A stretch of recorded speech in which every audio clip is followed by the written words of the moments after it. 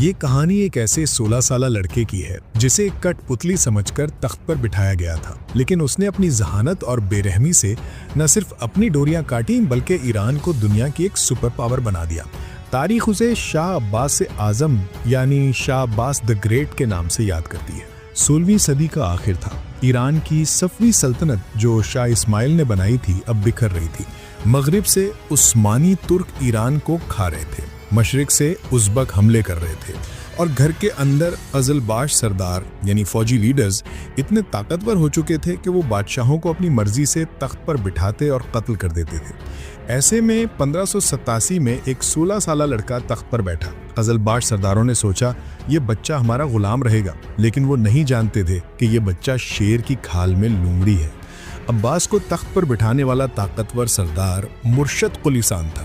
وہ عباس کے نام پر خود حکومت کر رہا تھا۔ عباس نے خاموشی سے سب کچھ دیکھا، اس نے صبر کیا، اس نے خفیہ طور پر دوسرے سرداروں اور عوام کو اپنے ساتھ ملایا۔ پھر ایک دن اچانک عباس نے پانسا پلٹ دیا۔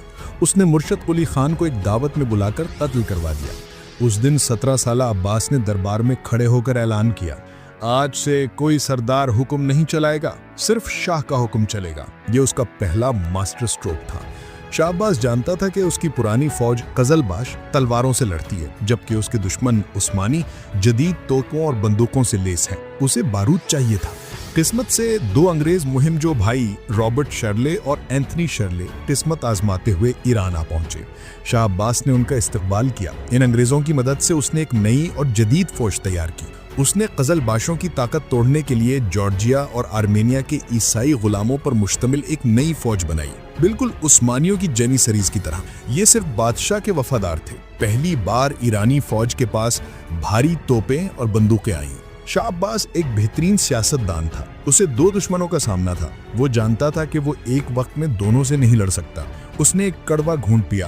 1590 میں اس نے عثمانیوں کے ساتھ ایک معاہدہ کیا اور ایران کے بہت سے علاقے انہیں دے دیے۔ لوگ حیران تھے کہ بادشاہ اپنی زمین کیوں دے رہا ہے، لیکن یہ ایک چال تھی۔ عثمانیوں سے امن کر کے اس نے اپنی پوری طاقت مشرق میں ازبکوں پر لگا دی اور انہیں مکمل شکست دے کر ہمیشہ کے لیے بھگا دیا۔ جب مشرق محفوظ ہو گیا اور اس کی جدید فوج تیار ہو گئی تو اس نے عثمانیوں کی طرف رخ کیا۔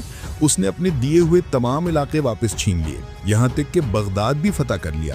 یہ صفوی سلطنت کا عروج تھا۔ شاہ عباس کو جنگ سے زیادہ تعمیرات کا شوق تھا۔ اس نے ایران کا دارالخلافت قزوین سے بدل کر اصفہان کر دیا۔ اس نے اصفہان کو اتنا خوبصورت بنایا کہ اسے نصف جہان کہا جانے لگا۔ اس نے دنیا کا سب سے بڑا چوک بنوایا، نیلی ٹائلوں والی شاندار مسجدیں بنوائیں۔ اس نے شاہراہ ریشم کو دوبارہ زندہ کیا۔ اس نے آرمینیائی تاجروں کو اصفہان لا کر بسایا تاکہ وہ یورپ کے ساتھ ریشم کی تجارت کر سکیں۔ ایران قالینوں اور ریشم کا مرکز بن گیا۔ شاہ عباس جانتا تھا کہ عوام کے دل کیسے جیتے ہیں۔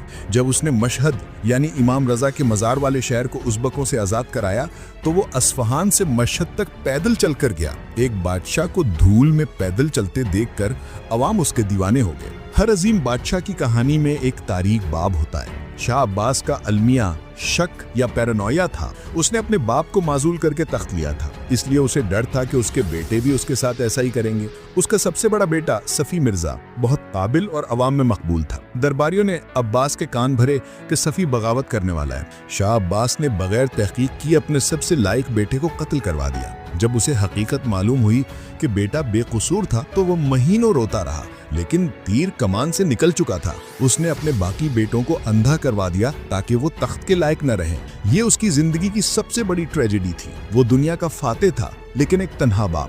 1629 میں 57 سال کی عمر میں شاہ عباس اعظم کا انتقال ہو گیا۔